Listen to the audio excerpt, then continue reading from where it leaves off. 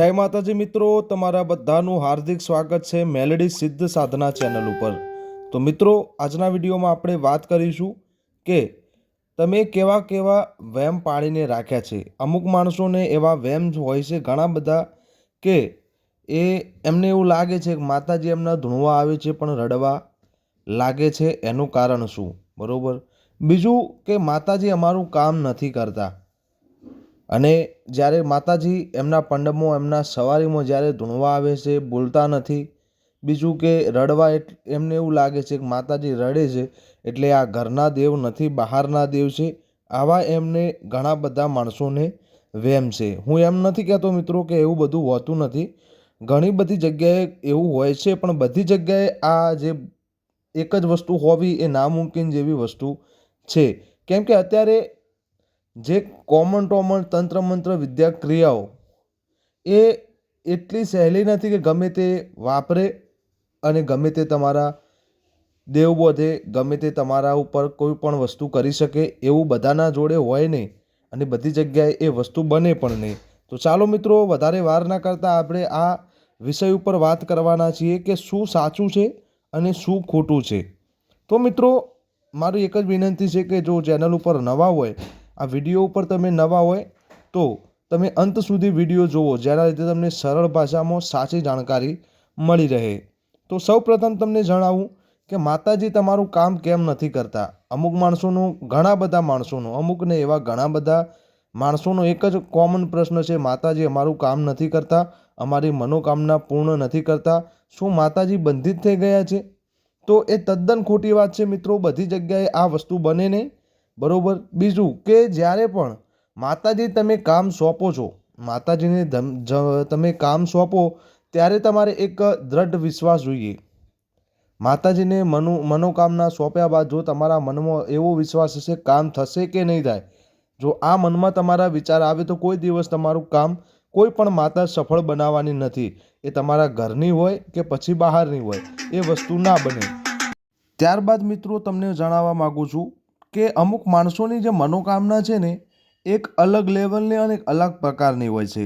હવે તમને હું એક જ વસ્તુ કહેવા માગું છું કે દેવ જોડે એવી વસ્તુ મગાય, દેવ કઈ વસ્તુ તમારી કેવી મનોકામના તમારી પૂર્ણ કરે એ જણાવું છું।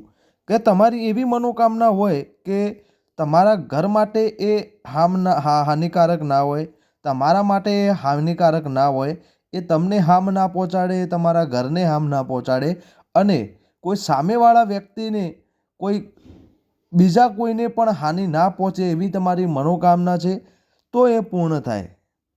બાકી તમે એવું વિચારતા હોય કે સામેવાળાનું ખોટું થાય ને મારું સારું થાય, તો એ કોઈ દિવસ દેવ તમારું સ્વીકારે નહીં ને એ કામ તમે ગમે તેટલા ભોડા પસાડીને મરી જશો, ગમે તેવી ભક્તિ, ગમે તેવા તંત્ર મંત્ર વિદ્યા વાપરીને મરી જશો, ગમે તેટલા ખર્ચાઓ કરી નાખશો, એ કામ તમારું કોઈ દિવસ સફળ થવાનું નથી, બરાબર। તો આ હતા પ્રશ્નોના જવાબ। બીજો એવો પ્રશ્ન હતો મિત્રો કે જે ઘણા બધા માણસોની કોમેન્ટો આવે છે, એના ઉપર જ આ વિષય છે કે માતાજી આવે છે એટલે રડવા લાગે છે।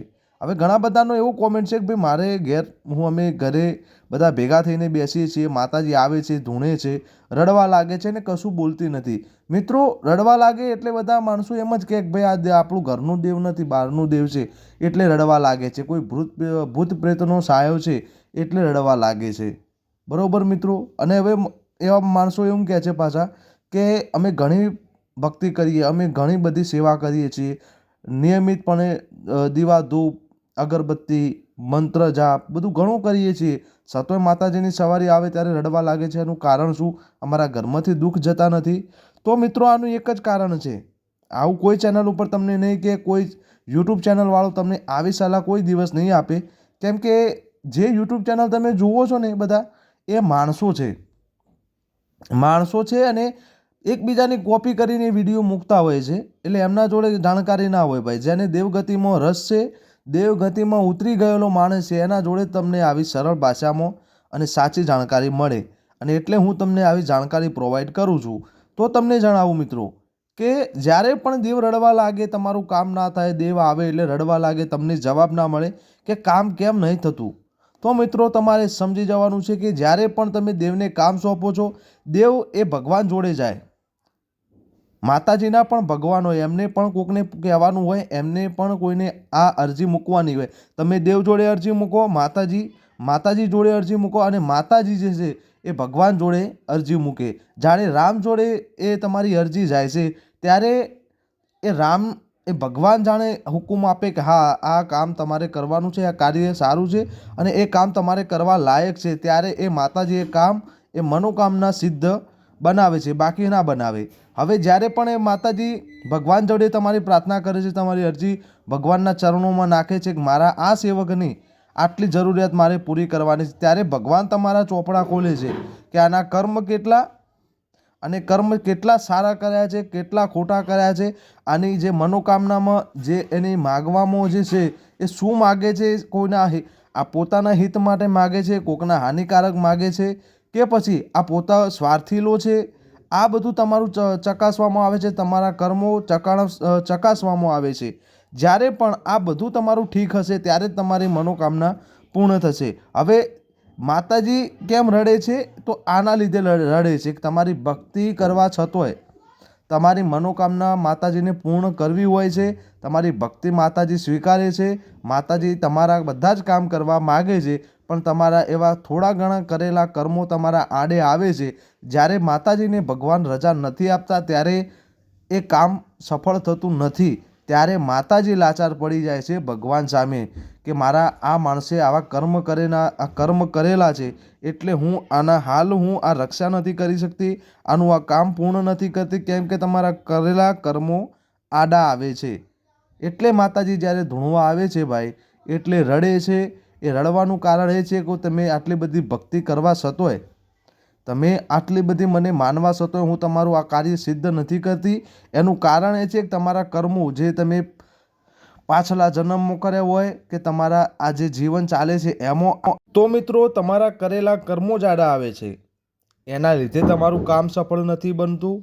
માતાજી તમારા રખોપા નથી કરી શકતા અને તમારા કામ નથી કરી શકતા, તમારો મનોકામના પૂર્ણ નથી કરતા. એટલે માતાજી જ્યારે ધૂણવા આવે છે એટલે બોલી શકતા નથી અને રડવા લાગે છે કે તારા આટલી ભક્તિ હું સ્વીકારું છું, તું મને સારી રીતે પૂજે છે, તું સારી રીતે મારી આરાધના કરે છે, છતાં હું તારા કામ નથી કરતી. એટલે લાચાર હોય એના લીધે માતાજી રડે છે ભાઈ. કેમ કે હું તમને આ જાણકારી એટલે આપવા માગું છું કે બધા ઘણા માણસો ગેરમાર્ગે તમને દોરે છે. માતાજી બંધિત થઈ ગયા છે એટલે કામ નથી થતું, તમારા ઘરના દેવ નથી, આ બહારના દેવ છે, કાવતરું છે, એટલે આ કામ નથી થતું. આવા બધા માણસો તમને શીખવાડશે. હું એમ નથી કહેતો કે જાણકારી ખોટી છે, પણ બધી જગ્યાએ એ ના હોય, બધી જગ્યાએ વસ્તુ ના બનતી હોય, બધી જગ્યાએ એક જ દુઃખ હોય એવું પણ ના બનતું હોય. સૌને અલગ અલગ દુઃખ હોય ભાઈ. હવે તમે એ જાણકારી જ નથી, તમે કોઈ એવા માણસોના સંપર્કમાં જ નથી, તમે દેવ વિશે એટલું બધું જાણતા જ નથી, તમે તમારી ભક્તિમાં જ લીન છો, તો માતાજીને ક્યાંથી બાંધે? તમારા એવા કર્મો હોય, તમે કોઈ એવી સર્કલમાં ફરતા હોય, કોઈ ભાઈ જોડે તમારા એવા મુલાકાત હોય, તમે પણ આવી મંત્રતંત્ર વિદ્યા શીખવા કોઈ જગ્યાએ ગયા હોય, ત્યારે તમને આ બધું નડે, બાકી તમને મળે નહીં. તો મારું આ વિડીયો દ્વારા એક જ કહેવું થાય છે કે વ્યાયામ આવો ખોટો પાડશો નહીં. તો ચાલો મિત્રો, આ વિડીયોમાં આટલું. જો વિડીયો તમને ગમ્યો હોય તો લાઇક, શેર અને સબસ્ક્રાઈબ કરવા વિનંતી છે. જો વિડીયો ગમ્યો હોય તો સબસ્ક્રાઈબ કરો, શેર કરો, આપણા ચેનલના ગ્રુપ સાથે પણ જોડાવા નમ્ર વિનંતી છે. તો ચાલો મિત્રો, જય માતાજી, જય મેલડીમાં, હર હર મહાદેવ.